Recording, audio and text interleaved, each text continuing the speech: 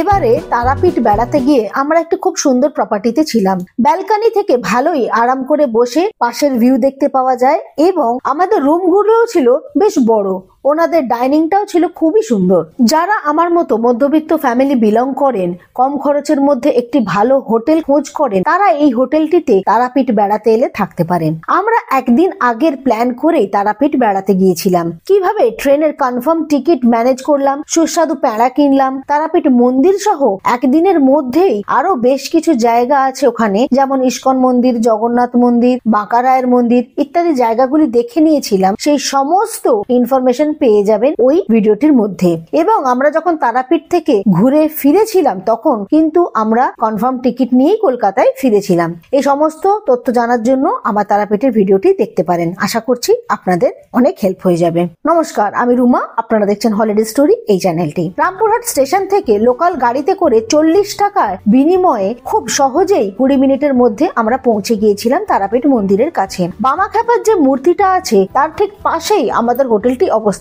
এটি বেনফিশের রক্তজবা tourist lodge. এই tourist লজটি Tarapith মন্দির থেকে 500-600 মিটার দূরে অবস্থিত।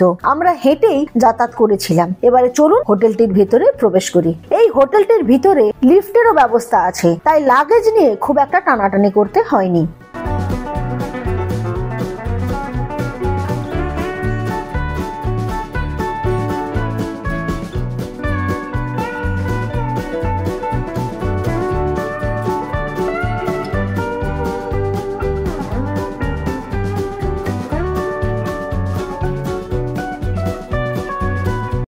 এখন যে ব্যালকনিটাতে দাঁড়িয়ে আছি এটা হচ্ছে তারাপীঠের বেনফিশ লজ। আমরা এখানে এসেছি এবং অনলাইনে বুক করেছিলাম। আমরা যে রুমটা নিয়েছি এটা হচ্ছে 304 নম্বর রুম। এখান থেকে ব্যালকনি আছে আর ওই হচ্ছে রাস্তা।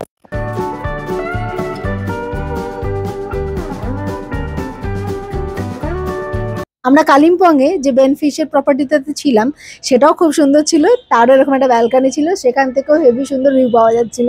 আর এটা তো রাস্তার ওপরে, লাগেজ নিয়ে বেশি টানাটানি করতে হয়নি, এটা হচ্ছে সব থেকে বড় সুবিধা।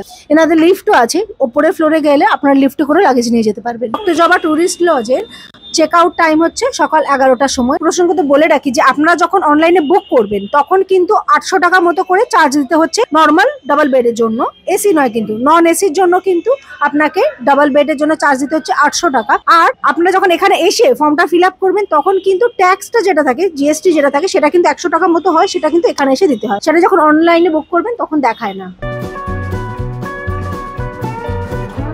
বেনফিশের এই যে লজটা আছে এখানে, এটার নাম হচ্ছে রক্তজবা। আপনারা অনলাইনে যখন বুক করবেন তখন দেখতে পাবেন। এটা হচ্ছে বেডটা, 3 জন খুব ভালোভাবে শোয়া যাবে। এখানে টিভি আছে, ওয়ার্ড্রব আছে,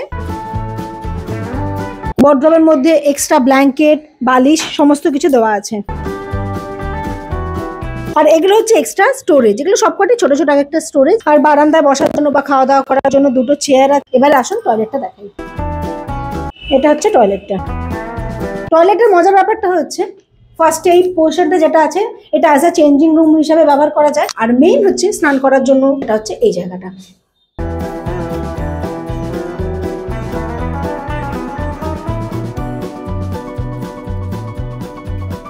এখানে গিজারও আছে, গিজারের সুইচ বাইরে আছে। এই টয়লেটটার এটা হচ্ছে সুবিধা। তারাপীঠের বেনফিশ লজের ওয়াটার পিউরিফায়ারটিরও জল বেশ ভালো, পরিষ্কার পরিচ্ছন্নই ছিল। আমরা তারাপীঠের যে বেনফিশের রেস্টুরেন্ট আছে ওখানে খেতে এসেছি। তো আমরা আগে থেকে বলে দিয়েছিলাম যে আমরা দুপুরে লাঞ্চটা এখান থেকে করবো। আমরা নিয়েছি চিকেন মিল, এটার দাম নিয়েছি 160 টাকা। ভাত আছে, ঝুরি আলু ভাজা আছে, আলু পোস্ত আছে, ডাল আছে আর চিকেন আছে। চিকেনের মধ্যে আলু নেই, শুধু 2 পিস চিকেন আছে, ঝোল আছে। আর চিকেনটা একবারই দেবে। আপনার যদি এক্সট্রা ভাত, ডাল, সবজি, তরকারি লাগে সেটা কিন্তু আপনি পরে পাবেন। ভেজ থালি নিয়েছি 100 টাকা আর চিকেন থালি হচ্ছে 160 টাকা। আগে থেকে একটু বলে দিলে ওনারা খাবারটা আপনাকে দিয়ে দেবে, সে রাতেই কি আর দুপুরে কি। আর এটা হচ্ছে পেঁপের চাটনি, এখান থেকে নিয়ে সবাই নিয়ে নেবে। এই রেস্টুরেন্টের খাওয়া দাওয়া পুরো একদম ঘরোয়া, আর হচ্ছে বেশি কিছু রিচ, ঝাল, মশলা এরকম কিছু না। খাওয়া দাওয়ার ভালো, টেস্টও ভালো, বেশ ভালো লাগছে খেয়ে। এখানে আমার বাচ্চা খাচ্ছে, ওরও অসুবিধা হচ্ছে না। ভিডিওটি ভালো লাগলে একটি লাইকের মাধ্যমে আমাকে অ্যাপ্রিশিয়েট করতে পারেন। জয় মা তারা।